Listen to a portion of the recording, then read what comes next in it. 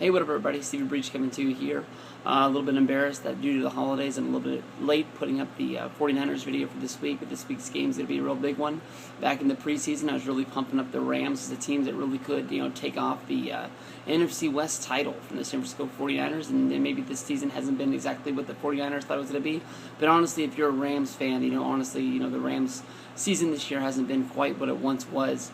Supposed to be as well. Injuries have taken a role, and plus maybe making some wrong acquisitions in the offseason really hasn't filled in some spots. But honestly, I think from this season you can take a lot of bright spots as well and to figure out from. Back in Week 4, the Niners pretty handily beat this team in Seattle on the road, and I'm not 100% sure that it's going to be quite as easy as it was back then, just because this team's going to be healthier and coming in with a little bit more on their shoulder in order to win this game.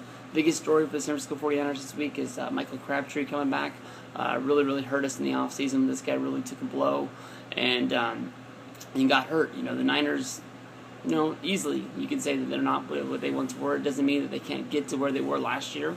It just means they're going to have to take the tougher role in order to get there. Michael Crabtree, one of the number one receivers, one of Kaepernick's greatest guys out there. Kaepernick to me is going to be a guy that has to put it on his shoulders, has to show me that he can have back-to-back good games passing.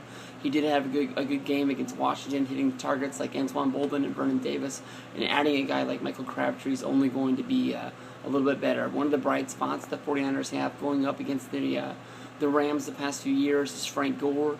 He's had a lot of good games against these guys, so he's got to have another quality one. I'm pretty sure that if we can put in 100 from Gore, we can put a big W up on the screen. A few of those names that we're going to need to watch out for on the St. Louis team is Tavon Austin, wide receiver and special teams guy, really came on the last few weeks, and then Zach Stacy has really blown the league away, the rookie running back. As long as the Rams can get something going on offense, we could get in trouble. Stacy and Austin are two guys that honestly can make anything happen at any time, and two of those guys that really have to keep under control. The Niners defense is something that I really think can control almost any team in the NFL, so at least we have that in our back pocket. When we're on offense, one of the guys that we're going to have to watch out for is Robert Quinn. On that line for the Rams, he's really been coming on strong. He's been hitting a lot of the quarterbacks, forcing a lot of fumbles the last few weeks. So that's one mistake that we can't give to the St. Louis to make sure we're going to stay in this. LaMichael James having a great season. I think that last year he came into the league with a lot of hype and promise that more than likely he was going to be taking over Frank Gore's role sooner than later. This season he's fit in more as a special team guy. He's filling in for Williams coming off injury. I was one of those guys who was really sad to see Williams leave the 49ers. I was always a really big fan of his.